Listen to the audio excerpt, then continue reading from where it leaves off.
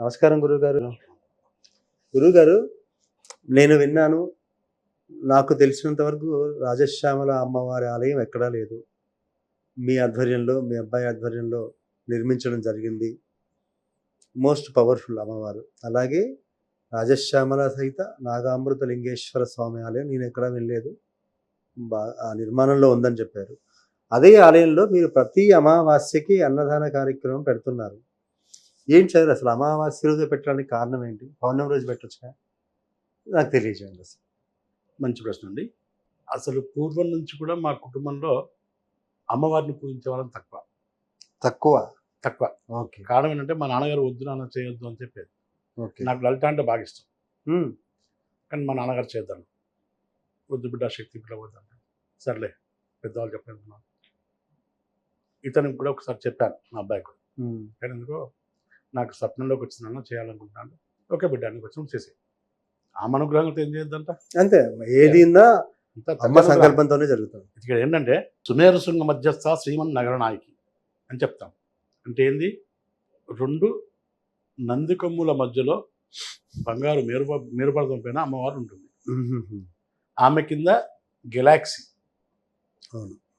ఈ గెలాక్సీ అంటే పాలపుంత. అవును. ఈ పాలపుంతలో నవగ్రహాలు, అష్టదిక్పాలకులు, ఇన్ని రకాలుగా పితృదేవతలు, ఇన్ని రకాలుగా కింద విస్తరించబడి మొత్తం ఉంది ఒక్కొక్క స్టెప్ బై స్టెప్. ఓకే. ఈ అన్నిటిపైన అమ్మవారు. అన్నిటిపైన అమ్మవారు. ఇందులో ఏమి చేసినా మళ్ళీ అమ్మవారికి ఉంటుంది చివరికి. ఇవాళ నువ్వు ఎన్ని దిక్కులో పోయినా ఫస్ట్ నువ్వు పట్టుకునేది తల్లే. నువ్వు చిన్న పిల్లవాడినప్పటి నుంచి నువ్వు అడ్డం పడ్డా దెబ్బలకు ఫస్ట్ చూసి నీకు తల్లే. అవునండి. తండ్రి అంతా పట్టించుకోవడం మన గురించి తల్లే. తండ్రి ఎవరిని పట్టించుకుంటాడు? తండ్రి మనవన్ని పట్టించుకుంటాడు. అవును సార్. ఆ విధంగా. రెండోది ఏంటంటే అమావాస్యని మేము సరే అబ్బాయి కోరిక మేరకు నాకున్న వాటిని బట్టి నేను ఏర్పాటు చేసి మాఘశుద్ధ పంచమి, వసంత పంచమి నాడు అమ్మవారి యొక్క ప్రతిష్ఠ చేశాను. అమ్మవారి పుట్టినరోజు రాజశ్యామల సహిత నాగామృతలింగేశ్వర శివ పంచాయత క్షేత్రంగా నిర్మాణం చేశాను. ఇది తెలంగాణలో ద్వితీయ ఆలయం నాది. ఓకే. ఒకటో ఆలయం ఫస్ట్ చిన్నగా ఉంది, నిర్మల్లో ఉంటుంది. కాకపోతే అక్కడ ఇంత పెద్ద హారతులు పూజలు అవన్నీ ఉండవు. మేము ప్రతిదీ 16 రకాల హారతులు ఇస్తాం. అవునండి. 16 రకాల ప్లస్ మద్యపాన హారతి. దశమహావిద్యల్లో కొన్నిటికి తప్పకుండా అది అవసరం ఉంటుంది. ఓకే. మద్యపాన హారతి. అదేవిధంగా ప్రతి అమావాస్యకు భోజనం పెట్టాలి బిడ్డ అని చెప్పని 20 కిలోలు 50 కిలోలు వేసుకుంటే ఒక సెంటర్లో పంచిపెట్టి వచ్చేది.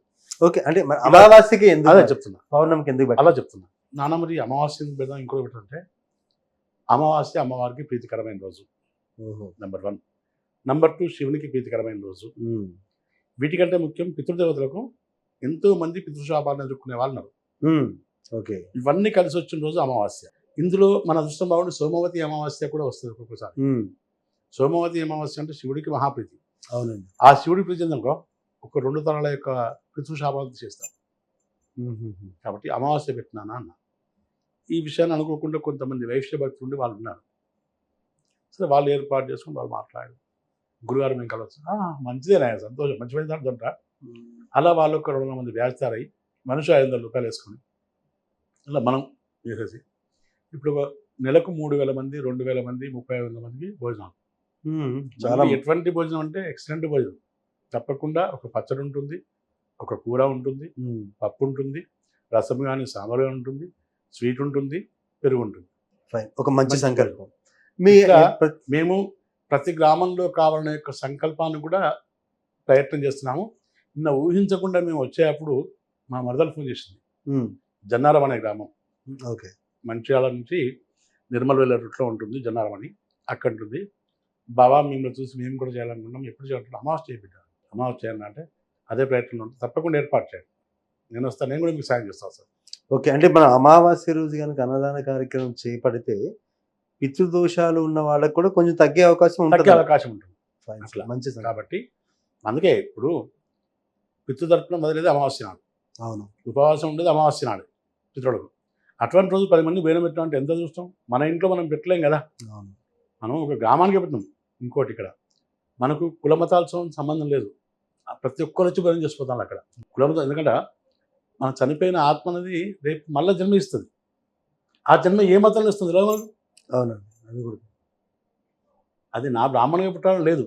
వైశ్యగా పుట్టచ్చు, హిందువుగా పుట్టచ్చు, ముస్లింగా పుట్టచ్చు, పుట్టచ్చు. క్రిస్టియన్ పుట్టచ్చు. అదే. ఏ మతం ఉంటుంది, ప్రతి ఒక్కరు తినిపోతారు భోజనం. భోజనానికి దాని వేరే భోజనం. అంతే. దాని మీద ఇది బ్రాహ్మడు, ఇది వైశ్యుడు, ఇది క్షత్రియుడు, శూద్రుడు రాయాలే. అవును. అందరికీ అన్నమే. అన్నం పరబ్రహ్మ స్వరూపం.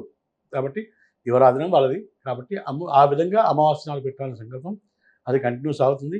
ఇది ప్రతి గ్రామాన వెలవాలి అనే యొక్క సంకల్పం.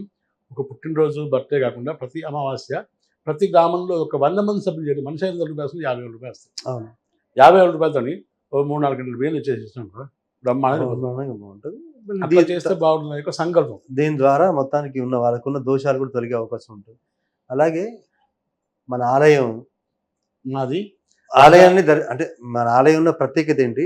ఎలాంటి వాళ్ళు మన ఆలయాన్ని దర్శించుకుంటే వాళ్ళకి ఎలాంటి ఫలితాలు ఉంటాయి? మా ఆలయంలోకి ప్రతి ఒక్క వ్యక్తి రావచ్చు, ప్రతి ఒక్క వ్యక్తి దర్శనం చేసుకోవచ్చు. ముఖ్యంగా ఏంటంటే నేను 92, 93, 94 ప్రాంతాల్లో వేములవాడ బాగా వెళ్ళేది. ఓకే. కారణం ఏంటంటే అక్కడి నుంచి నాకు నానా రకాల కేసులు వచ్చాయి. అయితే అప్పుడు నేనేంటంటే ఒక కేసుకు 300 రూపాయలు ఇస్తున్నాను, only bus charge. Bus charge మీరు బాగానే కేంద్ర బిడ్డ అన్నది. ఓకే. వెళ్ళినప్పుడు మినిమం ఒక 5-6 క్లయింట్లు చూస్తుంది. అందరూ మనిషి 300 రూపాయలు ఇస్తారు.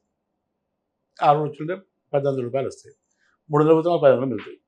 ఇప్పుడు చాలే అంత తృప్తిపోవాలి. కారణం 500 వచ్చాక 500 కిరాయి వచ్చింది నాకు. నేను హైదరాబాద్లో ఉండేది అప్పుడు బాలనగర్లో. ఓకే. 5 months రెంట్ వచ్చింది. అది అయినాక మళ్ళీ ఇంకోటి గోదావరి ఇలా వెళ్ళేది. అయితే అక్కడ ఒక అబ్బాయికి బాగలేదు. ఆ అబ్బాయిని బాగు చేస్తున్నాను. మేలో వచ్చిన వాళ్ళు ఒకరోజు మొత్తం వెయిట్ చేయించాను. అంటే నేను బిజీ షెడ్యూల్లో వాళ్ళని బుక్ చేశాను. ఓకే. సరే ఈ టైంకి వెళ్దామని అన్న. మే 15th, 20th ప్రాంతంలో వెళ్తూ ఉంటే నన్ను తీసుకువెళ్ళే వ్యక్తి మంచి లీడర్ వాళ్ళ సంఘాన్ని. ఆయనతో చెప్పాను, నన్ను ఎట్టి పరిస్థితుల్లో మనం దించాలి, మరి ఏ రాత్రి అయినా సరే తప్పకుండా దిస్తాను, పక్కా దిస్తాను. సరే చూద్దాం, ఒకవేళ నువ్వు దించలేని పక్షంలో కారు నాకు ఇవ్వాలి అన్న, నువ్వు కారులో కూర్చోవాలి అన్న. సరే గురుగారు అన్నాడు అనేసి వెళ్ళాము. ఆ అబ్బాయిని చూసినా మాట్లాడినా. సరే బిడ్డ 10 నిమిషాలని చెప్పన్నా. ఇంకప్పుడు తీసి నాకు ఎర్ర పంచ ఉండేది, ఇప్పుడు 2 పంచ అంటారు. ఆ పంచ కట్టుకొని బయట వచ్చి వాకిలో నిలబడ్డాను. నిలబడి కొన్ని బియ్యం తీసుకొని నా పూజని స్టార్ట్ చేశాను. స్టార్ట్ చేసి ఒక 5 నిమిషాల్లో వర్షం పడుతుంది, నేను భయపడకండి అన్న. ఇంత చెమటలు పెట్టి ఉడికిపోతుండే వర్షం ఎక్కడ, ఈయన కూడా మాకు మోసం చేసినట్టే అని వాళ్ళు అనుకున్నారు ఆల్రెడీ. ఓకే. అసలు 4వ నిమిషం వరకు కూడా మబ్బులు ఏం లేదు. విత్ 4వ నిమిషంలో మబ్బు స్టార్ట్ అయింది. కుంభవృష్టి అంటే ఎనలేని వర్షం పడుతుంది, ఎనలేని వర్షం. ఇక అర్ధగంట సేపు వర్షంలో ఉండి నేను మంచి వచ్చి ఆ తడిసిన బియ్యాన్ని తీసుకొచ్చి అమ్మ వంట చేయండి అన్న. చేసి బాబుకు తినిపించాను. బాబు బ్రహ్మాండంగా ఉన్నాడు. మళ్ళీ ఒక 3 గంటల బియ్యం తీసి మంచి వచ్చి ఇచ్చాను. అమ్మ బాబుకు పెట్టండి, నేను ఎవ్రీ మంత్ ఒకసారి వస్తాను, మీకు 3 monthsలో మొత్తం క్లోజ్ చేస్తాను అని చెప్పాను. వెళ్దామంటే ఏమి కూడా మీ ఇష్టం. ఎంత వచ్చాను, నాకు 500 రూపాయలు ఇచ్చాను సార్. బస్ కిరాయి వాళ్ళు 500 పట్టుకొని వచ్చాను. 500 వేలు తీసుకొని వచ్చాను. వస్తూ ఉంటే అక్కడ బ్రహ్మాండంగా బాగా నడుస్తాను. పనులేవి పోతలేవు, బస్సు వ్యాన్లు అన్నీ ఆపుకున్నాడు. అయ్యగారు నేను దిస్తాను మార్చామని నేను ఏం చేయాలంటాడు. మీరు పక్కకు జరగండి. నేను కారు తీసుకున్నాను, నేను స్టీరింగ్ పెట్టినా. భూమి మీద ఏ విధంగా పోతుందో అట్లే నా కారు పోతుంది. నీళ్ళ మీద భూమి పైన ఎట్లా పోతుందో అట్లే పోతుంది. నా వెనక చూసి 2 డీసీఎంలో వచ్చి వాళ్ళు టీలో కొట్టుకొని పోయిన నేను వచ్చి గడ్డకెక్కిన ఆగే చెప్పాను. అట్లా 3 నెలలు గడిచిన తర్వాత ఇంటి యజమాని నాకు 20 లక్షల రూపాయలు ఇస్తా, ఇల్లు నిర్మాణం చేసుకోండి అన్నాడు. వద్దు, డబ్బు అనేది మనిషికి ఎటువంటి అలవాటు అనేది నాశనం చేయొచ్చు.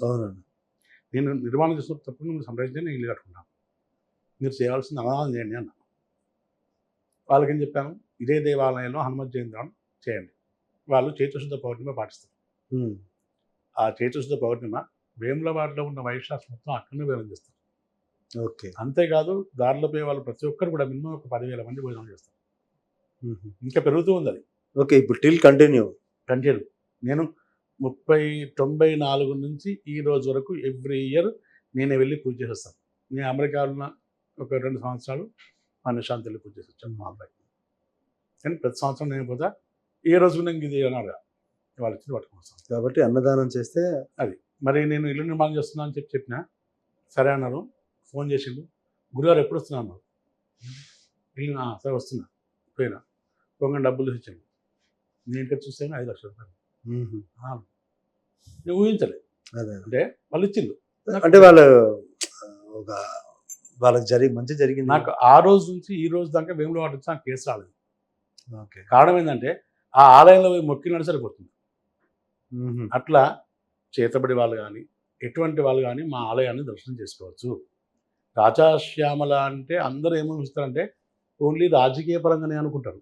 అదే అది కాదు అక్కడ. నివారణ రాజకీయ ఒక రాజకీయం అనే కాదు, పదవి కాంక్ష కోసం. రాజకీయం అనే కాదు, రాజకీయము, విద్య, బుద్ధి, జ్ఞానం, ఆరోగ్యాన్ని ప్రసాదించేది రాజశ్యామల.